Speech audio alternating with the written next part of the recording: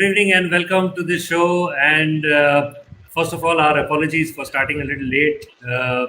As you're aware, we have with us the expert in the subject matter, Dr. Gautam Bansali, and being in the position that he was extremely busy in the hospital attending to the patients, and we are sincerely grateful for him to take out time so that he can come and actually answer our queries and help us with this. Before we go on to Dr. Bansali, I'd like to thank and introduce Sanjay Jaiswal from the Thakur Complex Residents Association, who has given this program a boost. Sanjay, what made you think of this? Thank you very much, Sandeep. Thank you very much, sir, for joining us. We actually आपका बहुत बहुत आभारी है क्योंकि आपने single message पे confirm किया कि yes I will join and give your suggestion और this thing to citizens of Kandivali. So ये करना क्यों था सर कि we are working in the society and we are getting many calls कि मेरा ऑक्सीजन लेवल 96 है, 98 है, should I go to hospital, should I wait for home, या मैं वार रूम में मुझे नहीं मिल रहा है बेड, प्राइवेट में बेड नहीं मिल रहा है. मीन्स आइसोलेशन के क्या क्या तरीके हैं, क्या क्या मेडिसिन लेना है, that is a large question list.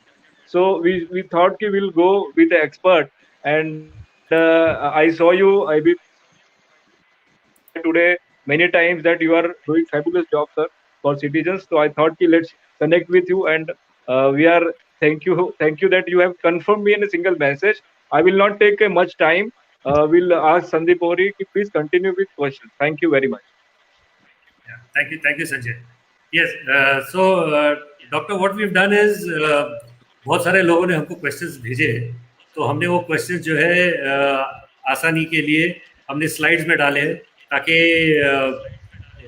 Audience जो है देख सके और वो हिसाब से फिर आप जवाब भी दे सकते हो. So we have put the questions in, some of these categories because lots of multiple questions came. We didn't want it to be random. So we thought that we will first address, the virus issues, the nature and spread, then the precaution, safety measures, treatment, medication, vaccination. So we have grouped all the questions so that it becomes simple. I understand your time is very, very important. So let's just quickly straight away go to the questions, sir. Yes, sir. So first question. This is something which a lot of people are asking now. During second wave, is it true that virus is airborne? Yeah, so the question is that virus is now airborne is not almost 100% true, because that there's just new Lancet which was showing that yes, it can be airborne, but is not yet proved at all. Second thing, why more and more people are getting infected, because this virus, everybody knows this is a COVID virus, but this is a second wave. The second wave is just like a tsunami, जो speed से आ रही है वो speed से जाने वाली भी है वापस, लेकिन मैक्सिमम लोगों को इन्फेक्ट करने वाली है, इन्फेक्ट कर सकती है, बिकॉज हम लोग कोविड अप्रोप्रिएट बिहेवियर को फॉलो नहीं कर रहे. मास्क का है, सैनिटाइजर का है, या सोशल डिस्टेंसिंग के उनको इतना फॉलो नहीं कर रहे हैं. प्लस वैक्सीनेशन प्रोग्राम भी इतना अच्छे ढंग से अपने यहाँ पे नहीं हो पाया अभी तक. सो लोगों ने वैक्सीन भी नहीं लगाया, इसलिए यंगर जनरेशन ज़्यादा इन्फेक्ट हो रही है. तो मुझे लगता है एयरबोर्न के बारे में अभी भी डेटा आने बाकी है. 2-3 लेंसेट में आया था जिसके बारे में बोला था कि it can be airborne but not yet proved at all. ज़्यादा लोग इन्फेक्ट हो रहे हैं बिकॉज लोगों ने लगा कि अभी हमको नहीं हो सकता, 1 साल निकल गया, लोग बहुत ज़्यादा हो गए अंदर, घर के अंदर रह करके परेशान हो गए, इसलिए बाहर आने लगे. इसकी वजह से ही ज़्यादा लोग इन्फेक्ट हो रहे हैं. जैसा आपने कहा था कि कोविड अप्रोप्रिएट बिहेवियर, तो जो बिहेवियर जो है इट विल बी अप्रोप्रिएट अगर हमारे पास राइट इन्फॉर्मेशन है और राइट इन्फॉर्मेशन के ऊपर से हम राइट एक्शन ले सके. तो इसीलिए we are thankful that you are here to guide us. Here is another question that we have. Older persons, we had heard कि उनको ज्यादा रिस्क होता है ओल्डर पर्संस को, लेकिन इस बार यंगस्टर्स बहुत ज्यादा पॉजिटिव आ रहे हैं. Any particular reason for this? Right, and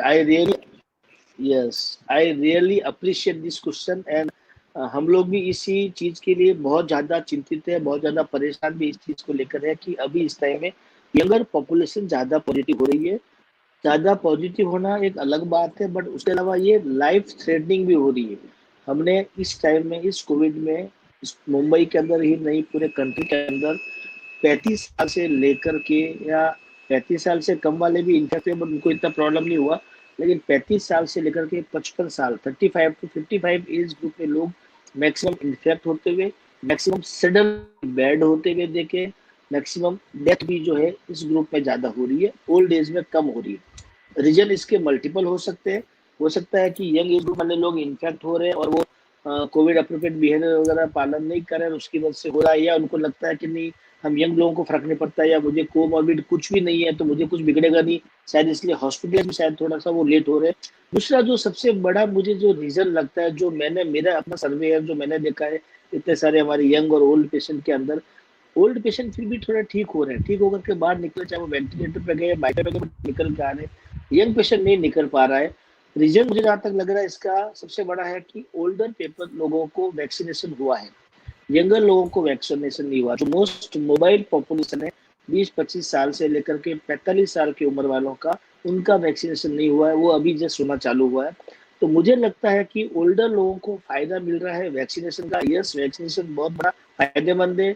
young लोगों में ये वायरस इतना डेंजरस हो रहा है कि जानलेवा साबित हो रहा है। तो सबसे बड़ा कारण जो मुझे मिला है वो ये, एक तो वैक्सीनेशन प्रोग्राम जो ओल्डर लोगों में हुआ है, दूसरा हो सकता है कि ये वायरस बहुत ज्यादा इफेक्टिव है, जो यंग लोगों को थोड़ा लापरवाही की वजह से उनको ये लगना कि नहीं मुझे कुछ नहीं होगा, या मैंने पूरा 1 साल निकाल दिया, अब मैं सुपर हीरो बन गया हूँ, मुझे कुछ बिगड़ने वाला नहीं, मैं सुपरमैन हूँ, या मुझे लगता है कि अब तक इन्फेक्शन नहीं हुआ, अब क्या होगा, या होगा तो मुझे कोई कोमोर्बिड कंडीशन नहीं है, मेरा कुछ बिगड़ने वाला नहीं। या कुछ लोगों को ये भी लगता है कि मेरा वैक्सीन हो गया तो मुझे भी इन्फेक्शन होगा नहीं, या होगा तो छोटा मोटा होगा। ये कुछ चीजें जो है केयरलेस वाली बातें हैं, वो इसको ज्यादा तकलीफ दे रही, इसलिए यंगर पॉपुलेशन को ज्यादा नुकसान हो रहा है, ज्यादा मौत जो हो रही है हिंदुस्तान में यंगर पॉपुलेशन की हो रही है। और वो देख के हमारा भी दिल दुखता है। एक 70+ या 85+ अगर पेशेंट जाता है तो हमको इतना खराब नहीं लगता है, क्योंकि उस व्यक्ति ने अपनी जिंदगी जी ली है। लेकिन जो यंग आदमी जाता है बहुत बुरा लगता है, मतलब हमारा भी पूरा दिन उसकी वजह से खराब होता है, हमारा भी स्वभाव थोड़ा सा चिड़चिड़ा होने लगता है, बिकॉज कि यंग पेशेंट जाता है तो एक बड़ा दुख लगता है। It's very true. I think जो आप कह रहे हैं कि केयरलेसनेस और जो ढीलापन जो आ गया है एंड ओवर कॉन्फिडेंस कि हमको कुछ नहीं होगा, राइट सर? जी अनदर क्वेश्चन, ये फर्स्ट वेव में lot of people have said that most of the cases were in low income slums, खास करके मुंबई में we heard about Dharavi and things like that. Now a lot of people are saying that ये जो cases जो है वो affluent areas, D ward, high rises यहाँ पे आ रहे हैं, तो is this true? Yes, this is also true. And इसको तो देख के उल्टा हमको ये लग रहा है, जो हमने देखा है स्लम वाले में और हाई यंग पॉपुलेशन के अलावा प्लस जो इफ्लुएंट एरिया है, हाई राइज सोसाइटी में रहने वाले लोग हैं, उसमें ज्यादा केसेस आ रहे हैं, हाई राइज सोसाइटी ज्यादा से ज्यादा सील हो रही है। उसे देख के लगता है कि शायद अनफॉर्चुनेटली बट सिविक सेंस जो है शायद स्लम एरिया में रहने वाले लोगों में ज्यादा है। जो हाई राइज बिल्डिंग में रहने वाले लोग हैं, थोड़ा सा शायद मुझे लगता है उनको सिविक सेंस या अगेन ओवर कॉन्फिडेंस, या उनको लगता है कि हमारे इन्फ्लुएंस है, हमारे सोर्सेज है, हमको बेड मिल जाएगा, हमको रेमडेसिविर मिल जाएगा, हमको ये मिल जाएगा। ये कुछ न कुछ गलत फहमियाँ है। लेकिन मैं जैसे पहले भी 1-2 बार बता चुका हूँ अलग अलग प्लेटफॉर्म पे, ये वायरस किसी का नहीं है, ना अमीर का है, ना गरीब का है, ना भिखारी का है, ना सेलिब्रिटी का है, किसी का नहीं है। जिसके पीछे लग गया उसको तकलीफ देने वाला। That's very true.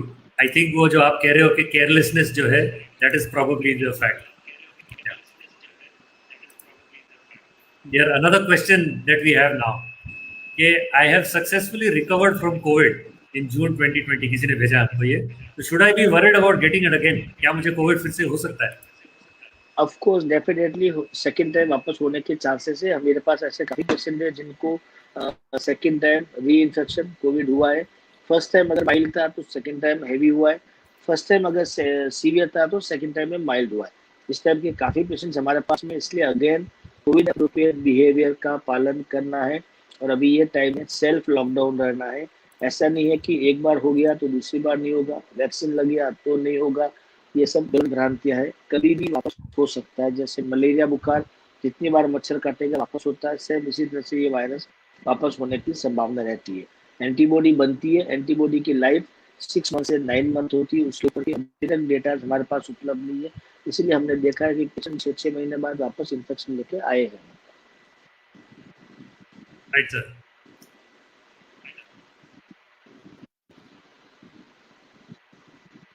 तो ये एक क्वेश्चन है जो हमको हाउसिंग सोसाइटीज वालों ने भेजा है कि we know about social distancing और मास्क। ये हाउसिंग सोसाइटीज और क्या क्या मेजर्स ले सकते हैं ये पब्लिक एरियाज क्लीन रखने के लिए और सेफ? सी हाउसिंग सोसाइटी अगर थोड़ा सा स्ट्रिक्ट कदम अपनाते हैं इसके बारे में, जैसे सोशल डिस्टेंसिंग, मास्क, या मास्क मैं तो कह रहा हूँ कि हाउसिंग सोसाइटी को डिस्ट्रीब्यूट करने चाहिए लोगों के पास में। प्लस इसके अलावा अगर आपकी बिल्डिंग में 1 2 4 लोग पॉजिटिव आए तो थोड़ा सा उस पर आपको वॉच रखना चाहिए, ध्यान रखना चाहिए। कहीं ऐसा तो नहीं है कि वो नीचे लोग वॉक करने आ रहे हैं, या कई बार लोग हाइपर हो जाते हैं कि मेरे को 6 7 दिन हो गया, अब मैं एसिम्टोमेटिक हूँ, मेरे डॉक्टर ने बोला कि नहीं मैं बाहर जा सकता हूँ। यह सब एसिम्टोमेटिक हो लेकिन आप करियर हो, आप दूसरों को इन्फेक्ट कर सकते हो, आप दूसरों को दे सकते हो। आप वॉक करने के लिए जाओगे तो आप कहानी सुनाते हो कि मैंने 7 दिन कैसे निकाला, मैंने अमेजन में क्या देखा, नेटफ्लिक्स में क्या देखा, या कितना देख करके बोला। तो बताते बताते अगर आपने एक बार एक ऑफ किया, आप किसी और को इन्फेक्ट दे दोगे। जनरली लोग सही कहानी नहीं बताते कि वो 7 दिन हुआ या 17 दिन से बाहर आया, बताते नहीं है। और उसकी वजह से आप करियर होते हो, और आपको अपने अलावा दूसरों की जान की परवाह करना चाहिए, क्योंकि लोग दूसरों को इन्फेक्शन देते हैं। दूसरा, हाउसिंग सोसाइटी को मेरे हिसाब से पल्स ऑक्सीमीटर अपनी सोसाइटी में रखने चाहिए। ऑक्सीजन सिलेंडर या ऑक्सीजन जो कॉन्सेंट्रेटर अगर आपके पास में है तो मंगवा के रखने चाहिए। सी कोविड के अंदर सबसे अच्छा ट्रीटमेंट है ऑक्सीजन, उसके अलावा कुछ भी ट्रीटमेंट नहीं है। आपका अगर ऑक्सीजन सेचुरेशन लेवल कम हुआ है तो 2 ही उपाय आपके पास में। आपके पास जब तक बेड नहीं मिल रहा, आप घर में हो, पेट के बल, चेस्ट और एब्डोमेन, चेस्ट और स्टोमक, इसके बल आपको लेटना है, जिससे आपका ऑक्सीजन सेचुरेशन लेवल इंप्रूव होने लगता है। एक तरीका ये है। दूसरा, जब तक आपके पास एम्बुलेंस आती है, जब तक आप हॉस्पिटल का बेड अरेंज होता है, सोसाइटी अगर प्रोविजन कर सकती है, हर सोसाइटी में आजकल बैंक्वेट हॉल होता है, हर सोसाइटी में पोडियम एरिया होता है, लॉबी होती है, काफी सारी चीजें सोसाइटी के अंदर रहती है, स्पेस होता है, गेम्स रूम होते हैं। वहाँ अगर 2 4 बेड भी लगा ले, जस्ट एक वेटिंग एरिया टाइप करने के लिए, कि वहाँ पे अगर जब तक आपको एम्बुलेंस आ रही है तब तक आप पेशेंट को ऑक्सीजन दो। उस टाइम में ऑक्सीजन बहुत ज्यादा क्रूशियल होती है। उस टाइम में ऑक्सीजन, आपका सेचुरेशन लेवल कम होता है, 77 80 चल रहा है, और हॉस्पिटल पहुंचते पहुंचते अगर आपको 1 घंटा लगता है, तब तक अगर आपका सेचुरेशन लेवल 77 80 चलता है, इसका मतलब आपकी सेल्स हाइपोक्सिक हो जाती है, डैमेज होने लग जाती है, लंग्स बहुत सीवियरली डैमेज होने लग जाता है। सो अगर ऑक्सीजन कॉन्सेंट्रेटर के साथ में सोसाइटी वाले 2 4 सिलेंडर रखे, पल्स ऑक्सीमीटर के साथ में, कभी भी आपके सोसाइटी में ऐसा लोग हो, 2 नर्सिंग स्टाफ, वार्ड बॉय, किसी को भी रख लीजिए। बहुत सिंपल काम है, आपको खुद को जाने की जरूरत नहीं है। और हर सोसाइटी में लगभग 1 2 डॉक्टर होते ही है, तो उनकी सलाह लेकर के अगर आप ऑक्सीजन दे सकते हैं। प्लस अगर आपको मालूम भी पता है तो जो मैंने बताया प्रोनिंग पोजीशन, मतलब पेट के सहारे लेटना, चेस्ट के सहारे लेटना, ये करेंगे तो बहुत बेनिफिट हो सकता है, काफी लोगों की जान बचाई जा सकती है। हॉस्पिटल पहुंच के भी हम यही करते हैं, पेशेंट को प्रोनिंग पोजीशन करते हैं और ऑक्सीजन देते हैं। वहाँ कुछ कोई मैजिक नहीं है, मेडिसिन जो है कोई मेडिसिन में मैजिक नहीं है, only oxygen and proning position. तो हाउसिंग सोसाइटी को थोड़ा सा इसमें पार्टिसिपेट करना चाहिए। हाँ जी, गुड गुड पॉइंट आपने बताया। एक और चीज़ है जो हम फर्स्ट वेव में हम देख रहे थे कि बहुत ज़्यादा फोकस सैनिटाइजेशन के ऊपर हुआ करता था, कि सर्फेसिस जो है हमको ग्लव्स पहनना है, या लिफ्ट के अंदर है, या सीढ़ियों के जो कॉमन एरिया जो फ्रीक्वेंटली जो टच करते हैं लोग, तो उसको हमको क्लीन रखना चाहिए। तो societies can they also do that? Yes yes, that is very important. I am sorry I forgot that, but that is very very important. आप लिफ्ट में जाते वक्त जो बटन्स होगा उसको प्लास्टिक से कवर रखिए, एंड लोगों पे वॉच रखिए। कोई भी आपका कितना भी क्लोज हो, अगर रूल्स रेगुलेशन फॉलो नहीं करता है, you have to be very strict. कोई रिलेशन निभाने की करने की जरूरत नहीं, क्योंकि वो उनकी जान के साथ नहीं, आपकी जान के साथ खतरा है। वो घर में जा रहे हैं, घर वालों की जान के साथ खेल रहे हैं। सो कोविड अप्रोप्रिएट बिहेवियर जरूरी है। सैनिटाइजर करो, मास्क लगाओ, क्लीनिंग एरिया करना, कहीं गंदगी इकट्ठा नहीं करना, इन सब चीजों का करना ही चाहिए। सरफेस एरिया होता है, बाहर से कोई कुरियर वाले आते हैं, सामान लेकर के आते हैं, उन सब चीजों की निगरानी रखना चाहिए, सैनिटाइज करके सामान देना चाहिए। या घर में जो डिलीवरी बॉय जा रहा है उसका भी आपको प्रॉपर विदाउट सैनिटाइजर वगैरह के अलाउ नहीं करना चाहिए। राइट। एक और क्वेश्चन जो है कि when we see others, especially in our society building, not following basic precaution, what should we do? And if they don't listen? See you have to be very strict with them. Counselling करो, समझाओ, बताओ कि वो उनकी जान के साथ नहीं, आप लोगों की जान के साथ खिलवाड़ कर रहे हैं। अपने फैमिली में घर में जाएंगे, वो घर में जाकर के वो वायरस को कैरी कर रहे हैं। घर में जो उनके माँ बाप है उनको इन्फेक्शन दे सकते हैं। हो सकता है कि आजकल लोग माँ बाप की परवाह नहीं करें, बच्चों की परवाह ज्यादा करते हैं। बच्चों से हर आदमी डरता है, तो एटलीस्ट अपने बच्चों को इन्फेक्शन मत दे। अभी वो टाइम चला गया जब लगता था कि नहीं नहीं बच्चों को इन्फेक्शन नहीं हो सकता, बच्चों को इन्फेक्शन हो सकता है, होता है। हमारे पास एविडेंस है, पेशेंट्स है। तो बच्चों के नाम से थोड़ा सा लगता है आदमी को कि नहीं मैं बड़ा प्रॉपर प्रिकॉशंस होके तैयार होके घर में जाऊं। और instead of that society has to be very much vigilant about all these things. अगर कोई आदमी फॉलो नहीं करता है, यू कैन फाइल एफआईआर। हमारे पास नॉर्म्स है इस चीज की, बीएमसी की क्लियर, म्युनिसिपल कॉर्पोरेशन की और हेल्थ डिपार्टमेंट की क्लियर कट गाइडलाइन है। आप एमओएच को कंप्लेंट कर सकते हैं, वार्ड में कंप्लेंट कर सकते हैं अगर 10% अगर वो आदमी फॉलो नहीं कर रहा चीजों को, और उसमें एफआईआर भी लॉग होती है। सो थोड़ा सा स्ट्रिक्ट होने की जरूरत है, नहीं होंगे तो जो हादसे हो रहे हैं होते रहेंगे। Very, very true, sir. So I think that is something which is there. Few more questions now, more specific in nature. जैसे कि किसी ने कहा कि I have intermittent fever, body pain and cough for last 3 days. I have isolated myself at home. Should I go to hospital? सी आपका जो आपने बता रखे सिम्टम्स वगैरह, ये सिम्टम थोड़े से आपके कोविड के अंदर फिट हो रहे हैं जिस तरह से है, स्पेशली अगर आपका कफ जो है ड्राई कफ है तो, और लास्ट 3 दिन से। बट इसमें इतना जल्दी आपको हॉस्पिटल भागने की जरूरत नहीं है।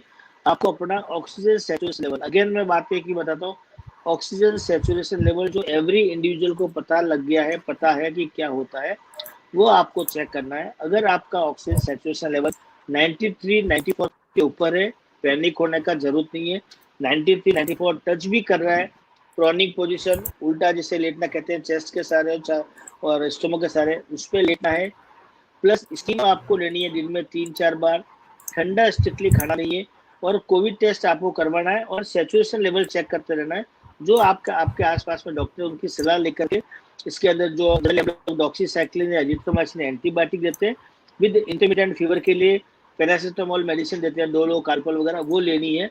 अगर आपको 5-7 दिन बाद में भी अगर परसिस्टेंट फीवर रहता है, 5-7 दिन बाद में भी आपको अगर कॉफ रहता है, परसिस्टेंट कॉफ रहता है, या आपका ऑक्सीजन लेवल ड्रॉप होने लगता है, तो उस केस के अंदर आपको सीटी स्कैन करवाना है, और अगर सीटी स्कोर हाई है तो जाके एडमिट होना है। Again oxygen saturation level is most important criteria for admission.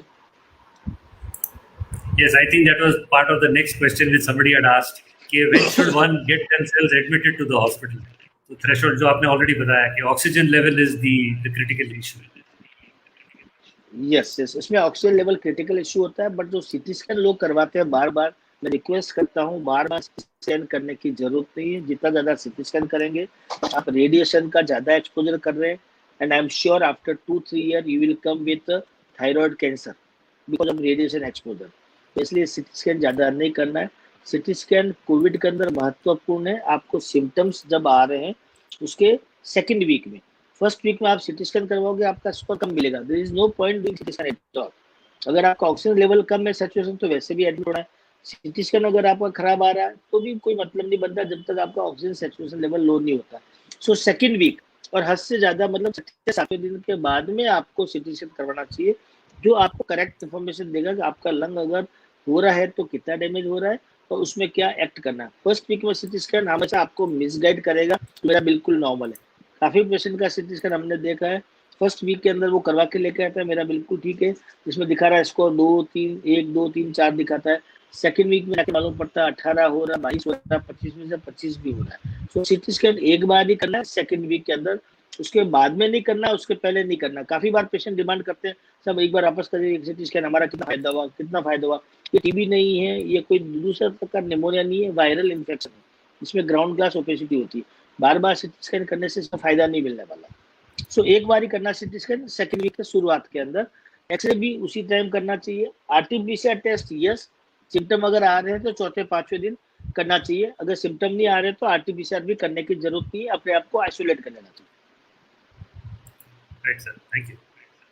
So we will now move on to treatment and medication, जो हर लोग जो है इसके बारे में बात करते हैं। So during the first wave हमने इतना नहीं सुना ऑक्सीजन के बारे में जितना ये सेकंड वेव में हो रहा है। ये सडनली क्रिटिकल कैसे हो गया? सो ऑक्सीजन का क्रिटिकल नहीं हुआ, ऑक्सीजन की डिमांड पहले भी थी, अभी भी है। फर्स्ट वेव के अंदर अगर आपने सुना होगा तो मुंबई के अंदर मैक्सिमम केसेस हमारे पास एक बार आए थे 2700, उसके अलावा कभी भी उसके ऊपर केसेस नहीं आए। सो 2700 अगर केसेस हमारे पास में आते हैं और उसमें से 10% अगर सिम्टोमेटिक होते हैं, मतलब 200-250 पेशेंट सिम्टोमेटिक होते थे जिनको हमें एडमिट करते थे, उसको ऑक्सीजन की जरूरत उनको भी पड़ती थी, बाद में भी पड़ती थी, पहले भी पड़ रही थी, तो वो ट्रीटमेंट चल रहा था, लेकिन ऑक्सीजन की डिमांड इतनी नहीं थी या इतने ज्यादा पेशेंट नहीं थे, इसलिए डिमांड नहीं थी। अभी हमारे पास केसेज आ रहे हैं 10,000 के लगभग केस आ रहे हैं।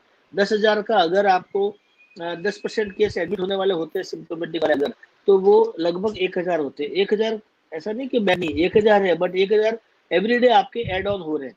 10 दिन में आपके 10,000 हो जाते हैं इकट्ठे, 20 दिन आपके 20,000 पेशेंट इकट्ठे हो जाते हैं, प्लस इसके अलावा जो एसिम्टोमेटिक थे वो भी कुछ सिम्टोमेटिक में कन्वर्ट होते हैं। सो आपके पास लोड हो जाता है, और पेशेंट अगर भर्ती होने लगता है तो 8वें 9वें 10वें 12वें दिन के बाद डिस्चार्ज होता है। ऐसा नहीं कि एक बार भर्ती हुआ तो अगले दिन डिस्चार्ज होगा, ऐसा कभी भी नहीं होता। कम से कम 9 से 10 दिन का टाइम उसके अंदर लगता ही लगता है, कुछ अधिकतर पेशेंट के अंदर। सो अभी केसेस ज्यादा बढ़ गए, एडमिट करना है, केसेस ज्यादा बढ़ गए, एडमिट करना है तो ऑक्सीजन देना पड़ेगा।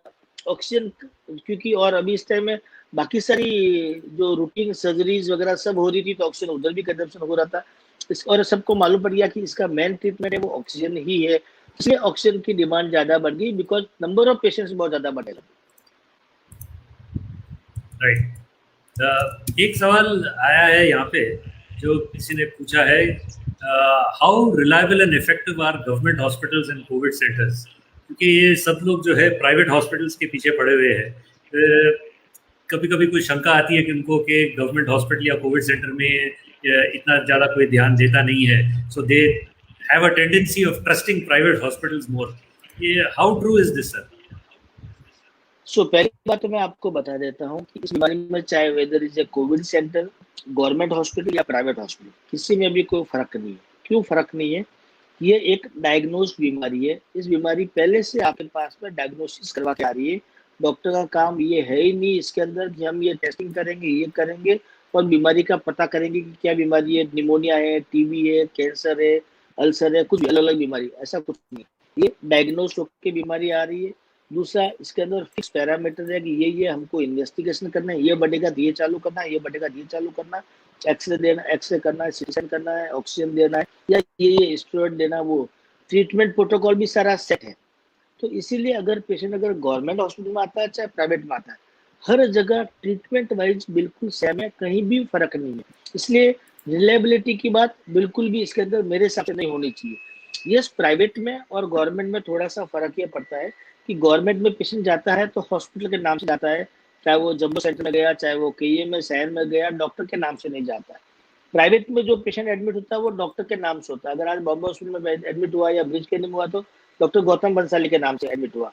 सो डॉक्टर गौतम बंसाली का वो हेडेक है, उस पेशेंट के लिए रेस्पॉन्सिबल है, उस पेशेंट के रिलेटिव से बात करना, वो डॉक्टर गौतम बंसाली का 24/7 एक रेस्पॉन्सिबिलिटी बनती है। और डॉक्टर गौतम बंसाली की एक ऑनरशिप आती है कि दिस इज माई पेशेंट। तो एक कनेक्टिविटी रहती है पेशेंट के बीच, रिलेटिव के बीच, एक एक चीज एक्सप्लेन करना। ट्रीटमेंट में कहीं कोई फर्क नहीं, ट्रीटमेंट सेम वही है, पर एक कम्युनिकेशन प्रॉपर रहता है पेशेंट रिलेटिव उन सबके बीच में। एक ऑनरशिप रहती है कि ये मेरा पेशेंट है, मुझे इसको ट्रीट करना है, इतना सा एक फर्क रहता है। गवर्नमेंट में ये रहता है कि रेस्पॉन्सिबिलिटी नहीं होती, ड्यूटी होती है। 8 घंटा ड्यूटी किया, 6 घंटा ड्यूटी किया, उसके बाद नेक्स्ट आएगा उसकी ड्यूटी, उसके बाद नेक्स्ट आएगा उसकी ड्यूटी। यहाँ पे हमारा कोई ड्यूटी नहीं, हमारा 24 घंटा है। मैं घर पे भी हूँ तो भी मेरा रेस्पॉन्सिबिलिटी है, ये पेशेंट मेरे अंदर एडमिट हुआ, मेरी रेस्पॉन्सिबिलिटी है। मैं चाहे कहीं बाहर चला गया तो भी मेरी रेस्पॉन्सिबिलिटी है। सो प्राइवेट में हल्का सा फर्क ये पड़ता है कि पेशेंट डॉक्टर के नाम से आता है, उसकी वजह से एक ऑनरशिप होती है, एक रेस्पॉन्सिबिलिटी होती है। अदरवाइज ट्रीटमेंट वाइज कहीं पर भी कोई फर्क नहीं। Okay, thank you for that clarification, doctor. Another question is on plasma therapy. ये प्लाज्मा थेरेपी को लेके बहुत इश्यूज है कि is plasma therapy recommended in all cases, and typically after how many days of recovery patient has to wait to donate his or her plasma? जो plasma therapy को लेकर के कन्वोलेसेंट प्लाज्मा थेरेपी होती है, जिसका हमको ऐसा लगा था, जनरली हम लोग अलग टाइप की डिजीज में आईटीपी टीटीपी वगैरह हम देते थे पहले। प्लाज्मा थेरेपी बहुत पुराना थेरेपी है, उसमें लगता था कि हमको बेनिफिट कर रहा है। वही थ्योरी हमने इसमें भी आजमा के देखा था फर्स्ट वेव के टाइम में, शायद बेनिफिट करे। बट जब हमने ओवरऑल जाके देखा तो पेशेंट की मोर्टिलिटी में कोई फर्क नहीं पड़ा प्लाज्मा थेरेपी का।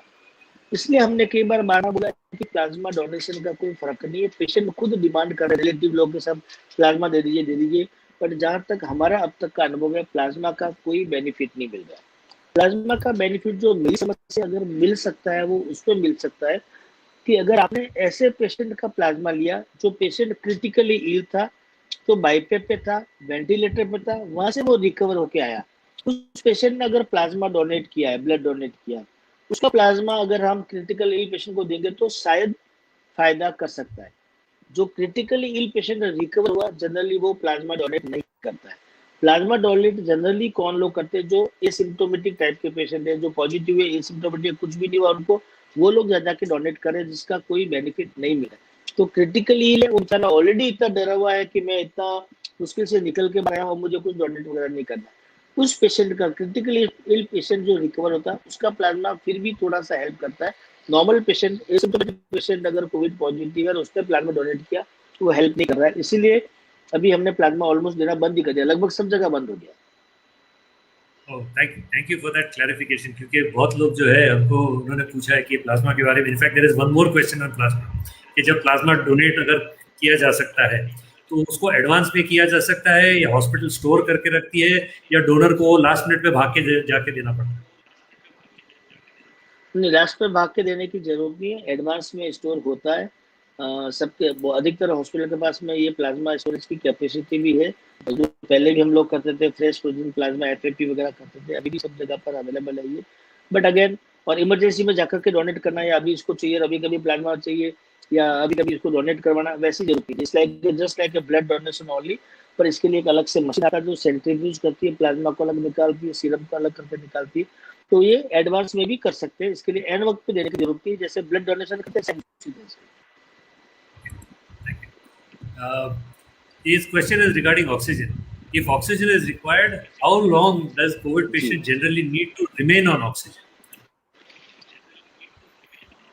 जी, तो जो ऑक्सीजन रिक्वायरमेंट होती है वो डिपेंड करता है टोटली आपके ऑक्सीजन सैचुरेशन लेवल पे। ऑक्सीजन सैचुरेशन लेवल आपका इम्प्रूव होता है, अच्छा होता है, अगर आपका लंग एक्सपांशन अच्छा होता है। बार बार आप एक्सरे नहीं कर सकते, इसलिए आप ऑक्सीजन सैचुरेशन करते हैं, चेक करते हैं। अगर पेशेंट का ऑक्सीजन सैचुरेशन लेवल 93-94 के नीचे जाता है, तो उस केस में हम ऑक्सीजन देते हैं। 2 लीटर देते हैं, 4 लीटर देते हैं, 6 लीटर देते हैं, डिपेंड ऑन द कंडीशन। अगर ऑक्सीजन सैचुरेशन लेवल, हमारा टारगेट जो ऑक्सीजन सैचुरेशन लेवल है वो 95-96 है। अगर हम 2 लीटर दे रहे हैं, 95-96 मेंटेन कर रहा है, हम और ऑक्सीजन को नहीं बढ़ाते हैं। अगर और 2 लीटर देने पे भी अगर सैचुरेशन 91-2-3 आ रहा है, हम और बढ़ाते हैं। इस तरह से हमारा ऑक्सीजन का डिमांड बढ़ता है। अगर हमने ऑक्सीजन बढ़ाया, 50 लीटर किया, उसके बाद में भी सैचुरेशन लेवल अगर 90 आ रहा है या उसके नीचे आ रहा है, 91 आ रहा है, पेशेंट को प्रोनिंग तो किया जाता है। इसके अलावा फिर हम लोग NRBM लगाते हैं, नॉन रीब्रीदिंग मास्क लगाते हैं, जिसमें कॉन्सेंट्रेट होकर ऑक्सीजन आती है। उसे भी मेंटेन नहीं हुआ तो हम लोग HFNC बोलते हैं, नाक में डाल करके लगाते हैं, वो लगाते हैं। उसमें बड़ा हाई फ्लो ऑक्सीजन होता है। उससे भी अगर सैचुरेशन मेंटेन नहीं हुआ तो बाईपेप मशीन लगा जाती है, जिसको हम लोग नॉन इन्वेजिव वेंटिलेटर कहते हैं। उससे भी मेंटेन नहीं हुआ और पेशेंट अगर मतलब गैस भी कर रहा है या पेशेंट आपको फाइट कर रहा है बाईपेप से, तो हम लोग फिर वेंटिलेटर लगाते हैं। वेंटिलेटर में 100% ऑक्सीजन जाती है, इसमें पूरा एफर्ट्स मैकेनिकल होता है। मैकेनिकल वेंटिलेशन मतलब वेंटिलेटर से ऑक्सीजन जाती है, पेशेंट का एफर्ट 0 होता है। फिर इसमें जैसे जैसे पेशेंट का एक्सरे अच्छा होता है, सैचुरेशन अच्छा होता है, तो जो हम 100% ऑक्सीजन दे रहे हैं उसको 90 करते हैं, फिर 80 करते हैं, 70 करते हैं, depend on oxygen saturation level, depend on patient का ब्लड गैस। इसमें कार्बन डाइऑक्साइड लेवल देखा जाता है, पीएच देखा जाता है और सैचुरेशन देखा जाता है, प्लस हम लोग एक्सरे देखते हैं। उसके हिसाब से हमारी ऑक्सीजन की रिक्वायरमेंट कम होती है। नॉर्मल पेशेंट अगर ऑक्सीजन पे है, अगर उसका सैचुरेशन अच्छा मेंटेन कर रहा है, 4 लीटर पर 4 का हम 3 करते हैं, फिर 2 लीटर करते हैं, फिर उसको देखते हैं सैचुरेशन। तो टारगेट हमारा 95 के आसपास रहता है। अगर 95 अचीव कर रहा है, 1 लीटर किया, फिर बंद करके देखा, बंद करके फिर 95 आ रहा, ऑक्सीजन बंद कर लेते हैं। पेशेंट को चला के देखते हैं, 6 मिनट वॉक करता है, कितना ब्रेथलेस होता है, कितना सांस फूलता है, उसमें मेंटेन कर रहा है तो ऑक्सीजन बंद जाता है। तो ये डिपेंड करता है पैरामीटर। तो ये आपने 6 मिनट वॉक की बात की, ये व्हाट्सएप पे भी घूम रहा था ये message that you can try this at home. कि do a pulse oximeter and walk for 6 minutes and see. So ये exactly क्या what is the logic behind this, and can everybody do this at home to test? Yes yes definitely करना चाहिए। 6 minute walk में क्या होता है कि lung को आपको एक स्पेस मिलता है, ब्रीदिंग स्पेस मिलता है, ऑक्सीजन इनहेल होता है, स्टोर होती है एंड CO2 एक्सहेल होता है। और 6 मिनट वॉक जब आप कंटिन्यूस करते हैं तो आपका ऑक्सीजन स्टोरेज कैपेसिटी कैसा है, प्लस उसके अलावा आपका लंग का एक्सपेंशन कैसा है। 6 मिनट वॉक करने के बाद में अगर आप ऑक्सीजन सैचुरेशन लेवल करते हैं, अगर आपका लंग्स का कैपेसिटी अच्छा है, अगर आपका ब्रीदिंग स्पेस अच्छा है, लंग में कोई निमोनिया या कोई और बड़ा इन्फेक्शन नहीं है, तो आपका ऑक्सीजन सैचुरेशन लेवल 95-6 के ऊपर आएगा। अगर आपका 6 मिनट वॉक कर रहे हैं मतलब आपको लंग्स को यूज कर रहे हैं, लंग की कैपेसिटी को यूज कर रहे हैं, लंग को यूज कर रहे हैं, तो अगर आपका सैचुरेशन लेवल फॉल होने लगता है मतलब there is some patch in the lungs, there is some infection in lung, that's why you need oxygen. So 6 minute walk करने के बाद में अगर आपका ऑक्सीजन सैचुरेशन लेवल फॉल होता है, कम होता है, तो इसका मतलब अभी आपको ऑक्सीजन की जरूरत है। Your lungs is not proper और lungs is not completely cured और recovered, so better you take oxygen और better you do breathing exercise. जैसे हम लोग वो फूक मारने वाले एक्सरसाइज करते हैं, बॉल वाले एक्सरसाइज वगैरह, इंसेंटिव स्पायरोमेट्री सब बोलते हैं, वो सारा करना पड़ता है। Thank you. So that's a very good explanation. Next question is on this remdesivir. Now, is remdesivir really very effective? If not, why is government increasing production? And why are patients' families being asked to arrange for it? क्योंकि ये complaint हमको आया है बहुत लोगों से कि जैसे ही भर्ती होते हैं हॉस्पिटल में तो डॉक्टर वो पेशेंट को पकड़ा देता है लिस्ट और बोलता है कि भाई आप जाके रेमडेसिविर ले आए, और then the patient start running here and there and then we hear all the stories about black market pricing and things like that. So could you please throw some light on this? सो पहली बात तो मैं आपको क्या बताता हूँ regarding remdesivir, this is antiviral drug, पहली बात। दूसरी बात, this is not 100% accurate in कोविड-19। इबोला वायरस वगैरह के टाइम में दिया था, ट्राई किया था, उसमें भी थोड़ा सा इफेक्ट पड़ा था सार्स के अंदर। दूसरा तीसरा जो है रेमडेसिविर, सिंस अमेरिका ने इसके बारे में बोला है कि ये इफेक्ट करती है इनिशियल डेज में, तो कुछ भी लाइट नहीं दिख रही थी कहीं पे भी। टनल था, टनल के अंदर पूरा अंधेरा दिख रहा है, अब तो हल्की सी एक रोशनी दिखाई थी, रेमडेसिविर शायद ये फायदा कर सकता है। अमेरिका ने बोला तो पूरे वर्ल्ड ने मानना शुरू किया। हमने जितने पेशेंट्स देखे हैं, ट्राई किया है, दे रहे हम लोगों, नॉट ओनली वर्ल्ड वाइड सब जगह हुआ है, remdesivir is really not effective as far as patient mortality is concern. Patient का स्टे जो होता है हॉस्पिटल, अगर पेशेंट आपका 10 दिन रुकने वाला है तो उसका स्टे कम होगा कि 7 दिन होगा, 6 दिन होगा, लेकिन पेशेंट अगर वो मर रहा है तो मरेगा। रेमडेसिविर की वजह से कोई भी पेशेंट बचा नहीं है, ये क्लियर कट चीज हो रही है, सब जगह प्रूफ है। WHO ने भी इसके बारे में क्लियर कट बोला है कि रेमडेसिविर से पेशेंट बचता नहीं है। सो जैसे मलेरिया के लिए एंटी मलेरिया दवाई होती है, डेंगू के लिए दवाई है, बाकी बीमारियों के लिए दवाई है, उस तरह से रेमडेसिविर दवाई नहीं है। जस्ट आपके पास में कोई, जैसे हाइड्रोक्सीक्लोरोक्विन थी, एंटी मलेरिया, शुरुआत में उसके बारे में बहुत हंगामा हुआ, अमेरिका ने भी मंगाया, इंडिया से मंगवाया था, बाद में प्रूव हुआ कि SCQ का कोई लेना देना नहीं है। आइवरमेक्टिन के बारे में बहुत हुआ था, ये दे सकती है, ये मेडिसिन हेल्प कर सकती है, एंटी पैरासाइटिक है, बाद में ये प्रूफ हुआ उसका भी कोई फायदा नहीं। हेबीफ्लू दवाई के बारे में बहुत हुआ था, अभी बाद में आ गया कि कोई इफेक्टिव नहीं है। अभी एक नई दवाई आ रही है, वीराफिन आ रही है, जो जाइडस कैडिला ने बोला है, उसके बारे में चल रहा है कि वो इफेक्ट हो सकता है। जैसी आएगी मार्केट में सब लोग लिखना शुरू करेंगे उसको, बिकॉज पेशेंट भी चाहता है कि कुछ तो दो, कुछ तो करिए। रेमडेसिविर पेशेंट खुद मांगता है, रिलेटिव मांगते, सब आप मेरे को लगा दो, फायदा नहीं होगा तो मेरा नुकसान तो कुछ नहीं है। डॉक्टर को भी लगता है कि बाद में पेशेंट ये बिगड़ ना जाए, तो ऐसा नहीं कि रिलेटिव मेरे सर पे आके चढ़ जाएगा, आपने रेमडेसिविर नहीं दिया था इसलिए मेरा मरीज मर गया, तो वो भी लिखते हैं ठीक है मैं मेरा दे देता हूँ, मेरा कोई दिक्कत नहीं। ट्रीटमेंट वाइज कोविड में इफेक्टिव है ओनली ऑक्सीजन, और सेकंड जो फायदा मिलता है हमको स्टेरॉइड से मिलता है, जो मिथाइलप्रिनिसोलोन या डेक्सामेथासोन है, उससे फायदा मिलता है। यस, मैं खुद रेमडेसिविर देता हूँ, इनका CT स्कैन में स्कोर ज़्यादा होता है, बिकॉज पेशेंट की डिमांड रहती है। ये भी हुआ है मेरे पेशेंट में जिसका CT स्कैन का स्कोर 18 भी हुआ, 22 भी हुआ, मैं रेमडेसिविर देना चाह रहा था क्योंकि पेशेंट के घर वालों का प्रेशर था, भिवंडी का पेशेंट था, और बहुत लोग साहब दे दीजिए, पेशेंट को हमने लिख भी दिया, बट पेशेंट का IV लाइन नहीं मिल रहा था, इंजेक्शन जाने की जगह नहीं थी। कोविड में इतना ही रहता, पेशेंट बहुत सारे रहते, ध्यान नहीं रहता, नहीं मिल रहा था। 70 पेशेंट हमारे पास में रहा, उसको रेमडेसिविर का एक भी वायल नहीं गया और पेशेंट ठीक होके घर गया। जीरो मेडिसिन, जस्ट एक टैबलेट हमने दिया था एजिथ्रोमाइसिन और हमने दिया था पैरासीटामोल। 18 स्कोर होने के बावजूद भी वो पेशेंट ठीक होके घर गया। तो वो प्रूव भी हुआ हमारे सामने कि रेमडेसिविर का फायदा नहीं हो रहा है। बट साइकोलॉजिकली डॉक्टर के मन में भी है कि दे दो, पेशेंट भी चाहता कि हमारा नुकसान नहीं है, दे दो आप कुछ भी, पैसा लगेगा तो 5,000 लग रहा है, 25-30,000 का हुआ कोई फर्क नहीं पड़ने वाला, आदमी की जान बचने वाली। क्योंकि हर आदमी को डर लग रहा है कि नहीं दिया तो मर नहीं जाए कहीं, उसकी वजह से रेमडेसिविर को लेकर हल्ला ज्यादा हो रहा है। पेशेंट डिमांड ज्यादा है, इसकी वजह से डॉक्टर को लिखना पड़ रहा है। मीडिया में बहुत ज्यादा हंगामा है कि रेमडेसिविर की शॉर्टेज है, उसकी वजह से। सो मल्टीपल फैक्टर है। अथॉरिटी से मैं बोलता हूँ, रेमडेसिविर पेशेंट की मोर्टिलिटी में कोई हेल्प नहीं करता है, पेशेंट को बचाने वाली दवा नहीं है। यस, हॉस्पिटल का स्टे जरूर थोड़ा सा कम करता है। Thank you, that clarification really helps. एक स्पेसिफिक क्वेश्चन था एक स्पेसिफिक केस में कि is it necessary to take Ecosprin if the D dimer test is 304? I think this is a specific, very specific question. Yeah, so D-dimer test, yes, this is very important test for all of us. ये blood coagulation का test होता है, खून जमता है, पतला होता है, उसका टेस्ट होता है। D-dimer दो तरह से टेस्ट है, एक क्वांटिटेटिव है, एक क्वालिटेटिव टेस्ट है।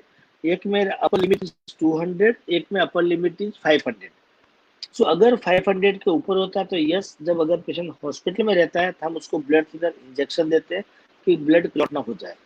दूसरा जो क्वांटिटेटिव टेस्ट है जिसमें मोर देन 200 वैल्यू होती है तो उसमें भी हम इंजेक्शन देते हैं। सो हमेशा आपको जो भी टेस्ट करते हैं उसमें रेंज लिखी रहती है, तो 0 से 500 या 0 से 200।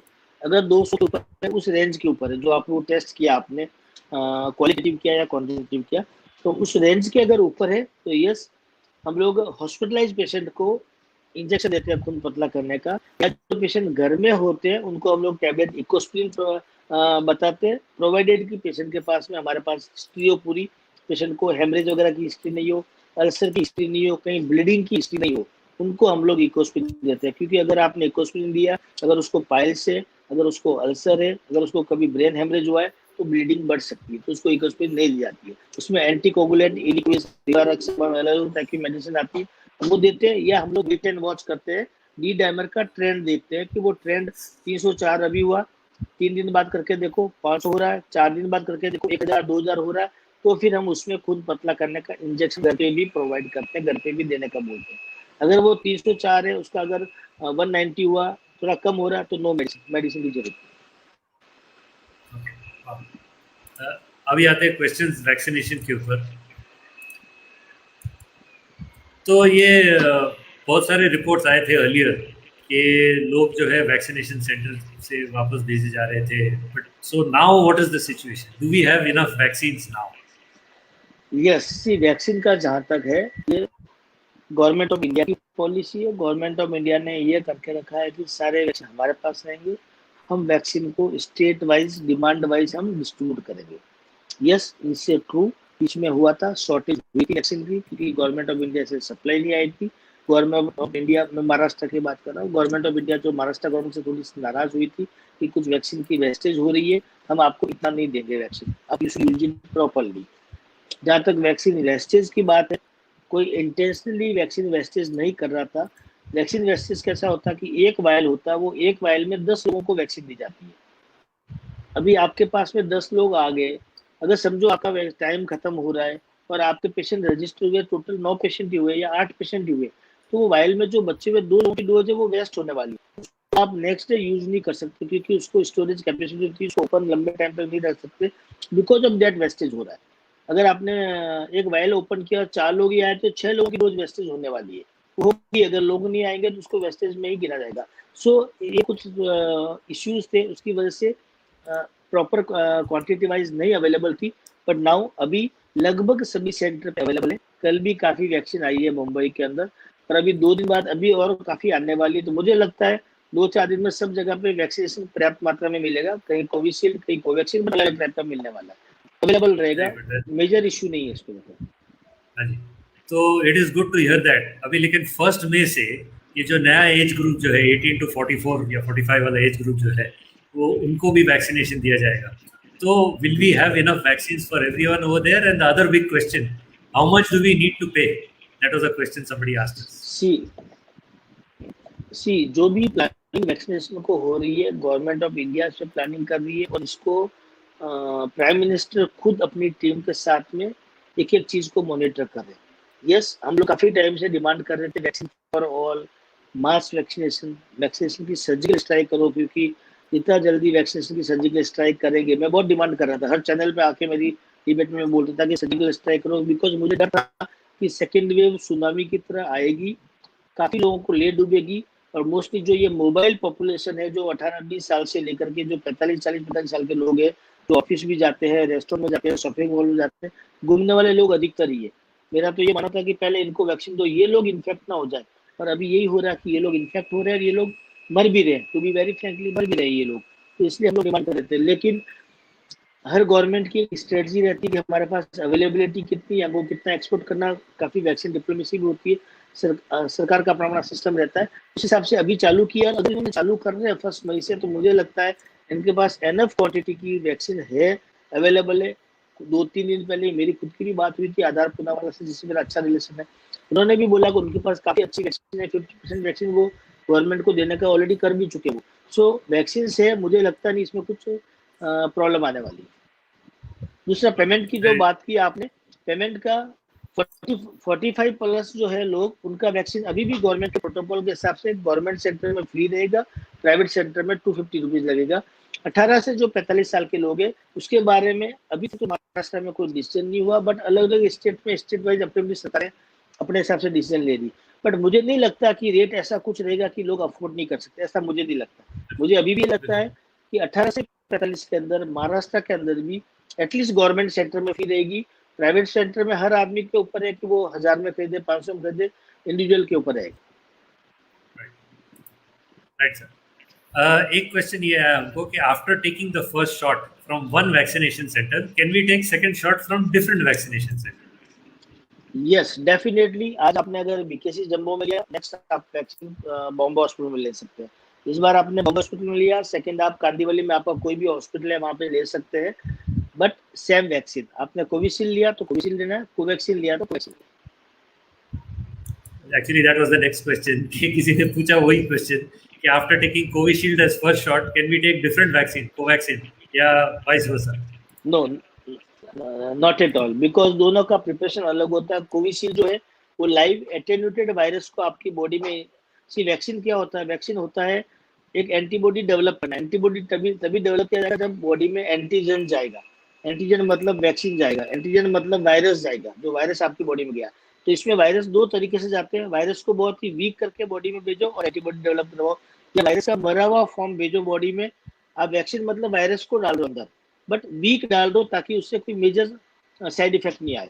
सो कोविशील्ड के अंदर लाइव एटेन्यूटेड मतलब mild form of vaccine virus वो डालते हैं, और कोवैक्सीन के अंदर किल्ड वायरस है, जो ट्रेडिशनली होता था पहले, कंजर्वेटिव मेथड था, उससे वो आपको बॉडी में डाल के एंटीबॉडी पैदा करते हैं। तो दोनों का मैकेनिज्म अलग अलग है, इसलिए जो पहले आपने लिया वही सेकंड टाइम लेना।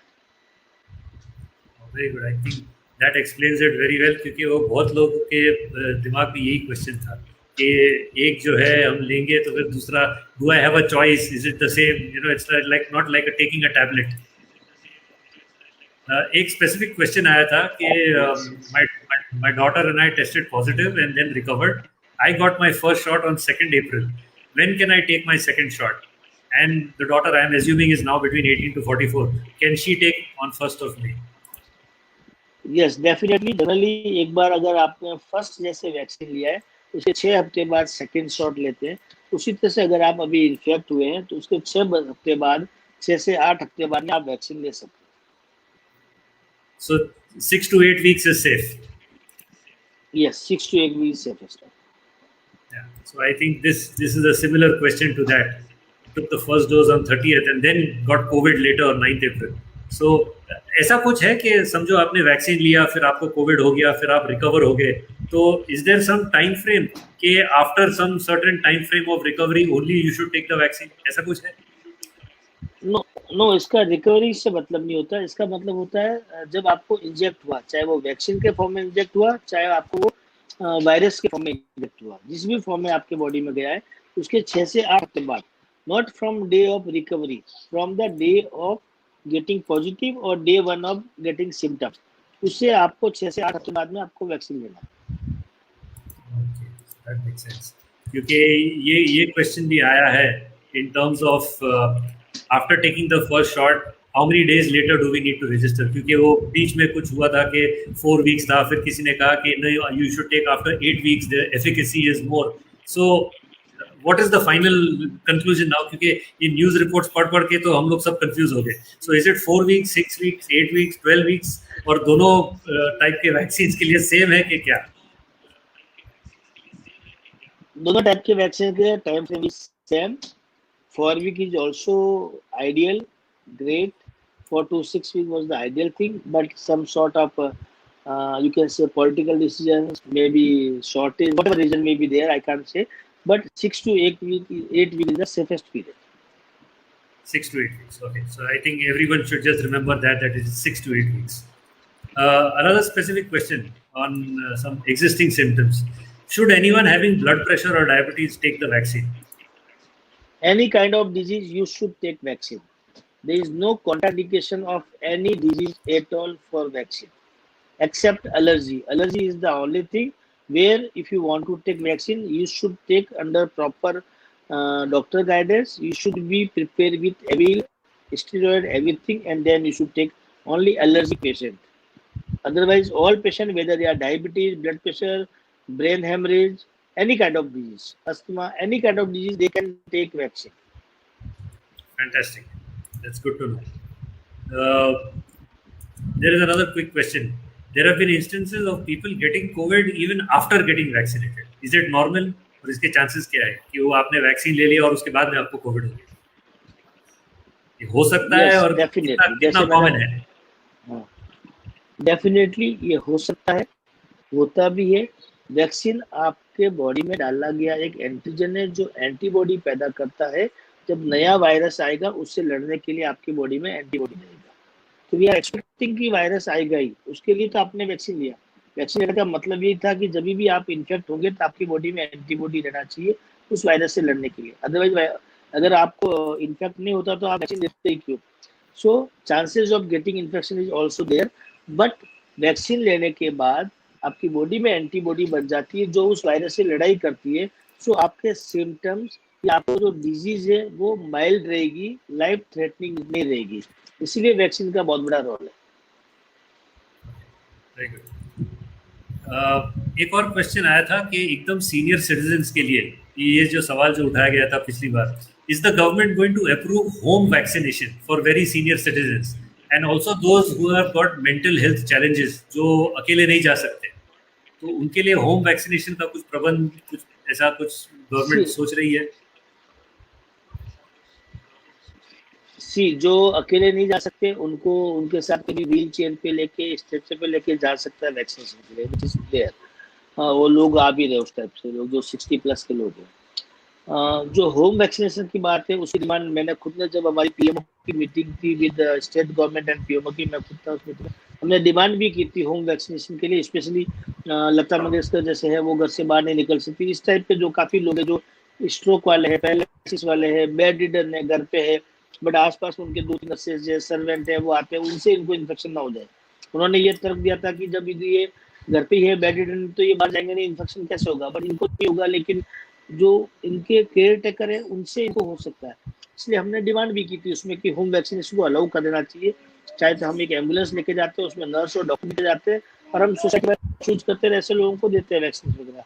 But unfortunately government of India ने इस चीज़ को मना कर दिया. उनका ये कहना था कि हम एक भी मोर्टेलिटी नहीं चाहते हैं कि बिकॉज ऑफ वैक्सीन कोई आदमी कोलैप्स हो जाए. यस, गवर्नमेंट ऑफ राजस्थान ने ये चालू किया, बट दैट इज इलीगल. हमने ये एग्जांपल भी दिया कि गवर्नमेंट ऑफ राजस्थान ने घर घर जाके कुछ लोगों को वैक्सीन दे रही, कर रही है, बट दे सेड कि इसे टोटली इलीगल, हम लोग अप्रूव नहीं करते. अगर कोई पेशेंट घर जाके वैक्सीन दिया और मर गया तो देन दैट गवर्नमेंट और health secretary they will be responsible for that. So government ने इस बात को अभी तक मना कर दिया, बट आई फील फर्स्ट मे के बाद जब ये यूनिवर्सल प्रोग्राम हो जाएगा, फिर वापस डिमांड बढ़ेगी, तब शायद शुरू कर सकते हैं. Okay, that's good to know. एक ये सवाल आया था, जैसे शायद आपने क्लैरिफिकेशंस का ऑलरेडी दे दिया है कि but specifically can a patient undergoing chemotherapy take the vaccination also? Yes, definitely they can take, and they should take.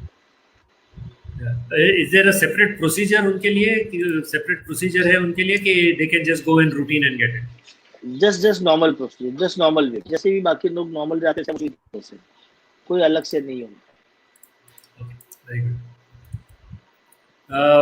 एक बीच में किसी ने हमको पूछा है कि there are some reports of patients suffering from kidney related problems and gout after getting Covishield or Covaxin.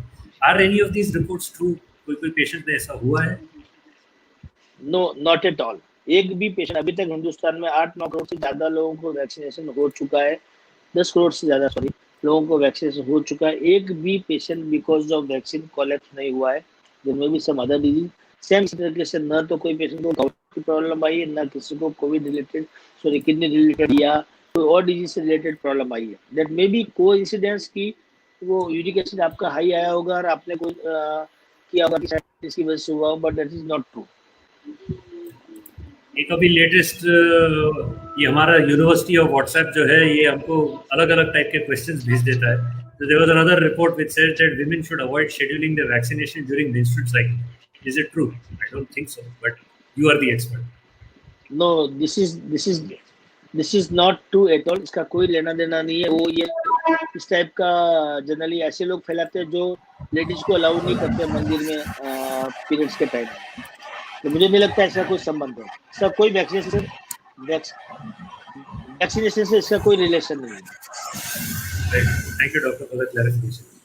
एक और आया था हमको क्वेश्चन कि senior citizens are more susceptible to blood clotting after vaccination. Is it true sir? No, again no, because of vaccination blood clotting नहीं होती। Senior citizen को वैसे भी ब्लड क्लॉट का एक रहता है। इसलिए एक ट्रेडिशनल जमाने में पुराने जमाने में डॉक्टर जनरली मोर देन 65 को इकोस्प्रिन दवाई लिखते थे। उनको लगता था कि हार्ट अटैक आएगा तो कहाँ जाएगा। तो पहले के जमाने में ओल्ड एज लोगों को हार्ट अटैक वगैरह होता था तो खून पतला करने की दवाई लिखते थे। वैक्सीनेशन से इसका ब्लड क्लॉटिंग का कोई संबंध नहीं है। Older people are more prone for blood clotting. Thank you, sir. One other question. After getting both doses, do we need to do any test to check the level of antibodies to know कि vaccination का फायदा हुआ है कि नहीं हुआ है? ऐसा कुछ लोगों को करना चाहिए? That kind of trial already done by the government of India, ICMR, DGCA also कि उससे वैक्सीनेशन का फायदा हुआ नहीं हुआ, उसके बाद ही वैक्सीन को मार्केट में उतारा जाता है। वो सब ट्रायल चलते हैं उसके बाद में। हाँ, अगर कोई अपना मन की शांति के लिए दिखाने के लिए कि मेरा एंटीबॉडी कितना मेरा कितना है, वो करने के लिए करना चाहे तो कर सकते हैं। That kind of test is available in market. Okay, thank you. There are some new types of vaccines. Are there new types going to be available? किसी ने पूछा है कि subcutaneous injection होता है या कोई nasal spray होता है. So, what is there in the future which is coming? Yeah. Yes, काफी अलग अलग टाइप के वैक्सीन आ रहे हैं। Yes, this is true. Nasal spray Johnson का आ रहा है एक वैक्सीन जो ऑलरेडी यूएस में स्टार्ट हुआ जस्ट अभी, और हमारी कंट्री में भी उन्होंने अप्रूवल के लिए डाला है। सबकुटेनियस वैक्सीन, यस, अधिकतर वैक्सीन वैसे भी सबकुटेनियस ही आते हैं, डीप नहीं आते मसल्स के। तो वो भी ट्रायल काफी हुए हैं और वो भी चल रहे हैं। मुझे लगता है जल्दी आने वाले डिफरेंट कैटेगरी के नेजल स्प्रे, ओरल स्प्रे वाला, subcutaneous, single shot, many vaccine are coming, they are on the way. Good to know that there is more progress happening. One question on private hospitals, since you are of course in charge of all the private hospitals also in Mumbai. ये question पूछा गया था कि can private hospitals admit positive but asymptomatic patients directly on their own? So, जो हमने जो rule बनाया है मुंबई के अंदर, हमने वार्ड वॉर रूम क्रिएट किए हैं और वार्ड वॉर रूम में पूरे मुंबई के अंदर 24 वार्ड है, ABCD से KH तक वार्ड सारे हैं। हमने हर वार्ड को डिवाइड कर दिया है। सो ऑल प्राइवेट हॉस्पिटल को ये बोला गया है कि आप कोई भी पेशेंट एडमिट नहीं कर सकते, whether is a symptomatic, asymptomatic और क्रिटिकल, आपको डायरेक्टली एडमिट नहीं करना है। सारे पेशेंट जो भी एडमिट होंगे वो वार्ड वॉर रूम के थ्रू एडमिट होंगे। One condition. Second, disaster control से मिस्टर नार्वेकर है जो डिजास्टर के डायरेक्टर है, उनका अगर फोन जाता है तो उनके फोन से एडमिट करना है। या थर्ड पर्सन इज, मेरा नाम है doctor Gautam Bansali, I am the chief coordinator. अगर मेरा फोन जाता है इमरजेंसी में इनको एडमिट करना तो एडमिट करना, अदरवाइज डायरेक्टली प्राइवेट हॉस्पिटल को मना किया गया कि आप डायरेक्ट एडमिट मत करिए। इसके पीछे कारण था क्योंकि जब फर्स्ट वेव थी हम लोगों ने बहुत तकलीफ सहन करी थी। उस वक्त हमारे बेड मैनेजमेंट नहीं हो पा रहे थे। मेरे को जब चीफ कोऑर्डिनेटर बनाया गया था, रात के टाइम में जब भी 2 पेशेंट आ रहे हैं, 3 पेशेंट आ रहे हैं, मैं हिंदुजा फोन कर रहा हूँ। हमारे बॉम्बे हॉस्पिटल में भी, जसलोक, हिंदुजा, सब जगह पे भी हम फोन कर रहे हैं कि भी पेशेंट है, उसको एडमिट करना है। सब हमारे बेड फुल हो गए। बेड फुल कैसे हो गए कि बेड फुल हो गए, हमारे डॉक्टर का पेशेंट आ गया, इसका पेशेंट आ गया, उसका पेशेंट आ गया, मिनिस्टर आ गया, हमारे बेड फुल हो गए। हर जगह एक ही आंसर मिलता था। हकीकत में यह था कि हर हॉस्पिटल 2 बेड खाली रखता था अपने खुद के स्टाफ के लिए, या सडनली कोई वीआईपी का फोन ऑन आ जाएगा तो उसकी वजह से। वो हमको जब हमने सारी रेकी किया, मैंने खुद ने जाके इंस्पेक्शन किया, तो मालूम पड़ा कि हर हॉस्पिटल 2-3 बेड खाली रख रहा है। इमरजेंसी में नाइट के लिए उसका फोन आ जाएगा तो करना पड़ेगा। मेरे पास में उस टाइम में 33 मेजर प्राइवेट हॉस्पिटल थे। आज मेरे पास में 58 प्राइवेट हॉस्पिटल है बड़े वाले, और 72 स्मॉल नर्सिंग होम है। सो उस वक्त हमने देखा कि जब 33 मेजर प्राइवेट हॉस्पिटल, जैसे बॉम्बे हॉस्पिटल, ब्रिज के लिए, लीलावती, हिंदुजा, ये सारे 40 सब मिला करके, नानावटी, कोकिला सब मिला करके 33 हॉस्पिटल, हर हॉस्पिटल अगर 2-2 बेड रखता है तो पर डे के हमारे को 66 मतलब 70-80 आईसीयू बेड हमारे पर डे के खाली जा रहे थे। और हम इधर मर रहे थे कि हमको बेड नहीं मिल रहा, बेड नहीं मिल रहा, पेशेंट मर रहे हैं, हम लोग मर रहे हैं। हम फोन कर रहे हैं, बेचारा पेशेंट जा रहा, मना कर रहे हैं कि नहीं बेड नहीं मिल रहा है। कोई सीरियस किसी का इन्फ्लुएंस है तो उसको एडमिट करें, मैंने एडमिट नहीं करे। तो पर डे के हमारे 70-80 बेड बड़े हॉस्पिटल में, और 100-150 के लगभग बेड छोटे हॉस्पिटल, मतलब 150-200 बेड हमारे खाली जा रहे थे। ये प्रॉब्लम आ रही थी। तो उस वक्त हमने ये डिसीजन लिया कि हमने प्राइवेट हॉस्पिटल बोला कि आपको अथॉरिटी है ही नहीं कि आप पेशेंट एडमिट करो। अगर आपके पास पेशेंट आया तो आया कहाँ से, आपने डायरेक्ट एडमिट करने की अथॉरिटी नहीं है। जो पेशेंट आएगा हमारे वार्ड वॉर रूम से आएगा, या ये 2 लोगों के फोन आएंगे, तभी आपके पास में पेशेंट आकर के भर्ती हो सकता है, ना भर्ती नहीं हो सकता है। और आप अपना डैशबोर्ड रेडी रखिए। अगर आपने डैशबोर्ड पे इमीडिएटली नहीं दिखाया तो हम समझेंगे कि वो बेड खाली, हमारा पेशेंट वहां आ जाएगा, आप मेरे को या 2 पेशेंट हो जाएगा। एक ही कंडीशन में उनको अलाउ किया गया है कि अगर आपके वहां पे पेशेंट कोई कैजुअलिटी पहुंच गया, क्रिटिकल है, खराब है, अच्छा कंडीशन नहीं है, आपको उनको एडमिट करना चाहिए, यस आप उनको एडमिट करिए। लेकिन हॉस्पिटल की रेस्पॉन्सिबिलिटी है कि वो वार्ड वॉर रूम जो हमने बनाया है उसको इमीडिएटली इन्फॉर्म करे कि भैया हमने एक बेड इस पेशेंट को दे दिया, थोड़ा इमरजेंसी में आया था, क्रिटिकल था। वो बेड वहां डैशबोर्ड से माइनस हो जाएगा। ये करने के बाद हमारा तुरंत हमारे को बहुत सारे बेड मिल गए, हर हॉस्पिटल से बेड मिलने लगे, हमारा सिस्टम थोड़ा स्मूथ हो गया। ये चीज हमने इस बार भी किया। बीच में बेड मारामारी कम थी, हमने कहा बोला कि आप कर लीजिए एडमिट। इस बार भी हमने किया। शुरुआत के कुछ दिन हमको ये तकलीफ देखनी पड़ी, आज हमें तकलीफ नहीं देखनी पड़ रही। आज के दिन में यस थोड़ी बहुत हमको आईसीयू बेड के लिए थोड़ी मारामारी है, बेड मिल जाता है बट थोड़ा वेटिंग है, 2-4 घंटे बाद कहीं ना कहीं मिल जाता है। ऑक्सीजन के बेड अभी हमको आराम से मिल रहे हैं। सो ये एक मैकेनिज्म हमने तैयार किया, सो पेशेंट को कम से कम सफर होना पड़े, पेशेंट को आराम से बेड मिल जाए। तो इसीलिए, और दूसरा एसिम्प्टोमेटिक पेशेंट एडमिट करना ही नहीं है, किसी भी हॉस्पिटल को अथॉरिटी नहीं है। पहले थोड़ा सा ये प्रॉब्लम हुआ तो छोटे नर्सिंग होम वाले थे, वो लोग, उनके पास एक्सपर्ट डॉक्टर नहीं होते थे, तो वो एसिम्प्टोमेटिक पेशेंट को एडमिट करते थे, डराते भी थे, 14 दिन तक रहना पड़ेगा, ये रहना पड़ेगा, जबरदस्ती के इंजेक्शन देते थे। उसमें काफी माल प्रैक्टिस होती थी, पेशेंट का बिल भी आता था, कोई चेक करने वाला वहां पे नहीं था। तो इससे कुछ चीजें ये आ रही थी कि जबर कुछ भी नहीं किया बट बिल आपका इतना रहा। काफी सारे ये इश्यूज थे जो मैं बोल नहीं सकता, बट उसकी वजह से ये सारे डिसीजन लिए गए कि थोड़ा चीजों को स्ट्रीमलाइन करना चाहिए, और वो उसकी वजह से स्ट्रीमलाइन किया गया। Very good. Dr. Bansali, one more question. Are private hospitals that are within society buildings allowed to accept or treat COVID patients? So major private hospital इसके अंदर नहीं है जो सोसाइटी बिल्डिंग के अंदर है, बट यस जो छोटे स्मॉल नर्सिंग होम है, it is all depend on the need of the hour. कुछ ऐसे हॉस्पिटल को म्यूनिसिपल कॉर्पोरेशन है, जिसमें मैं भी था उस मीटिंग के अंदर, परमिशन देना पड़ा हमको, क्योंकि हमारे को बेड की बहुत जरूरत थी। तो ऐसे में कई बार होता है कि आपको पेशेंट की जान बचानी जरूरी है, जहाँ बेड मिल जाए आप एडमिट करो। तो ऐसे में कुछ हॉस्पिटल्स को परमिशन दी गई है, पर जितने भी हॉस्पिटल्स मुंबई के अंदर है जो कोविड पेशेंट एडमिट कर रहे हैं, सबका परमिशन म्यूनिसिपल कॉर्पोरेशन से है, उसके बाद ही वो एडमिट कर रहे हैं। बिना परमिशन जो भी अगर एडमिट कर रहा है तो वो इलीगल है। Right sir. सो सर, ये जो क्वेश्चन जो हमको एडवांस में आए थे वो तो हमने आपको पूछ लिया, और we are very thankful for all the clarifications that you have given us. There are some questions people have put on Facebook right now. With your permission, I will just put them on screen so that if there is something that we can help them. Yes, sir. Thank you very much. Yes. So there is a gentleman who has asked on LinkedIn. It says that there is news of new mutants on the anvil. How is it going to change the scene? माने कोई नए virus के नए new types of See, virus variants. See virus के जो भी या new type of या न्यू टाइप वायरस या न्यू वेरिएंट न्यू स्ट्रेन, इसके बारे में काफी डिस्कशन भी हो रहा है, चल रहा है. But again whatever variant is there, whatever strain is there, treatment will be same. Whatever variant, whatever strain is there, your behavior has to be same. There is no change in the bed allocation. There is no change in the mask, sanitizer, distancing, treatment, oxygen. Everywhere, ultimate thing is same only. So it doesn't matter whether new variant has come. Yes, it's there. Definitely Brazilian भी है, African भी है, UK strain भी है. कौन कितना घातक है वो मालूम नहीं है. न हमारे पास में इतने इंफ्रास्ट्रक्चर है कि हम बार बार चेक करें कि वो कौन से वेरिएंट का है, बिकॉज उससे ट्रीटमेंट में कुछ चेंज होने वाला नहीं, पेशेंट की मोर्टेलिटी में चेंज होने वाला नहीं.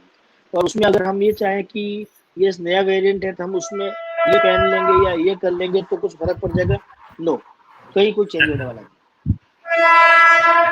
Okay, there is another question which has come on Facebook, which is, what about people with, I think ये जो allergic reaction आपने कहा था, what about people with allergic to food do about vaccination? So allergic to food, yes, they can take vaccination. Only patients who are allergic to drugs, they should take proper precautions. They should take vaccine under the guidance of doctor. They should be monitored properly, and they can take. I have so many patients, my own patients who are allergic to drugs. They have taken vaccine and they were absolutely all right. So there have been some specific questions about specific medication. Can one use etolizumab if tocilizumab not available? I don't even know what that is. So, see the drug, this is tocilizumab, which was made by Cipla, and this is the only company who is authorized in this country for the tocilizumab. It's on my own experience, tocilizumab का थोड़ा सा हमको फायदा होता अगर patient cytokine storm में है, patient का पूरा एक्सरे लाइक ब्लास्ट जैसा है, खराब एक्सरे, उसमें अगर हमने इनिशियल डे में अगर मॉडरेट टू सीवियर इन्फेक्शन है, उसमें अगर हमने टॉसिलजुमेब का एक शॉट दिया, कुछ लोग 2 इंजेक्शन देते हैं, 3 देते हैं, उसका कोई फायदा नहीं. एक इंजेक्शन दिया, उससे अगर बेनिफिट मिला तो मिल सकता है.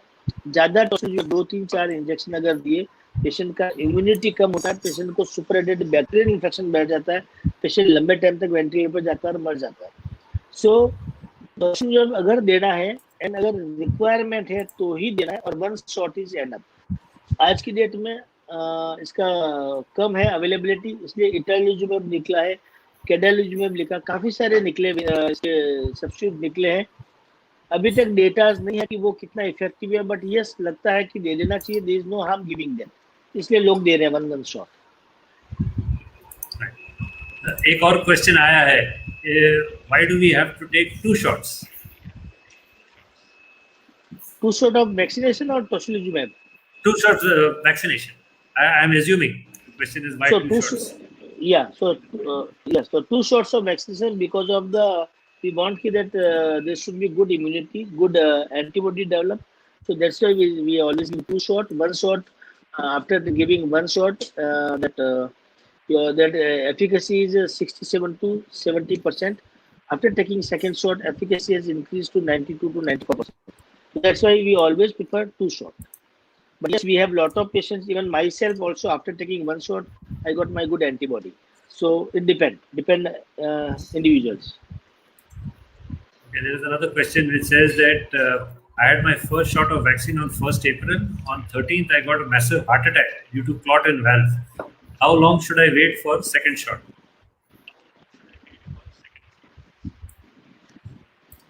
So clot in the heart wall. First shot of vaccine on the wall. That's correct, sir. I think yes. So doesn't matter at all. 1st April, and then you can take after 6 to 8 weeks. There is no in between problem with that vaccination. If you are taking Covaxin, then you can continue. You can take if you are taking Covishield, then you can take Covishield after 6 to 8 weeks. If you are taking Covaxin, then you should stop your that anticoagulant because of the clot in the wall. So I'm sure you must be on some drug like either this warfarin or acetram or rivaroxaban, that kind of drug, anticoagulant जिसको drug बोलते हैं, अगर वो medicine पे आप चल रहे हैं तो वो मेडिसिन को 2-3 दिन के लिए बंद करके फिर कोवैक्सीन लेना चाहिए. कोविशील्ड आप ले रहे हैं तो उसमें ये मेडिसिन बंद करने की जरूरत नहीं है. Thank you very much. Doctor, there is a lot of appreciation and a lot of comments on Facebook who are saying that the clarity with which you have given the answers and the simple manner in which you have explained it is really very helpful for everyone. And I sincerely thank you. When you have given us a lot of time, we never expected you to do this, and I really thank you for all of this. And finally, before we close, I'd like to ask you one final question, which is probably there on everybody's mind. I know there is no definite answer, but what is your opinion? When will this be over? Yes. So, like every this kind of disease or every pandemic, there is always 3 waves: first wave, second wave, third wave. Now this is second wave. First wave आया था, उसने time दिया था, उसने काफ़ी knowledge दिया, लोगों को सिखाया और उस हिसाब से चीज़ें डेवलप हुई. Health infrastructure, PPE kit, masking, सब चीज़ों के बारे में नॉलेज दिया. सेकेंड वेव आती है, तूफान की तरह आती है, it's like tsunami. Third wave भी आएगी आफ्टर सम टाइम, बट वो बहुत ही माइल्ड रहने वाली है, उसमें ज़्यादा डरने की बात नहीं. Second wave is definitely it's like tsunami.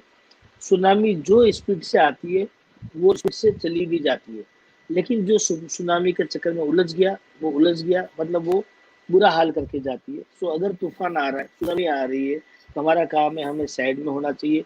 Tsunami को, तूफान को निकल जाने दो, इसका इंतजार करना चाहिए. ये लंबे टाइम तक रुकने वाली नहीं है, थोड़े टाइम तक ही रुकने वाली है. मुंबई के बारे में अगर मैं बात करूँ, मुंबई का पीक आ चुका है. मुंबई में पिछले एक हफ्ते से केसेस हमारे 7-8 हज़ार 9 हज़ार के अंदर ही है, 10 हज़ार के ऊपर केसेस नहीं पहुंचे. आज एक गुड न्यूज है, आज मुंबई के अंदर केसेस जो है 6,000 के भी नीचे है, 5,900 समथिंग है. कल हमारे 7,400 थे, परसों हमारे 7,300 समथिंग थे. सो पिछले एक हफ्ते से हमारे केसेस, हमारा जो पीक आ चुका है, प्लेटू चल रहा है. मुझे लगता है विद इन अ वीक और नेक्स्ट वीक के बाद में केसेस डिक्लाइन होने लगेंगे. बट ये सुनामी आ रही है, इससे हमको बच के रहना है, इससे हमको दूर रहना है.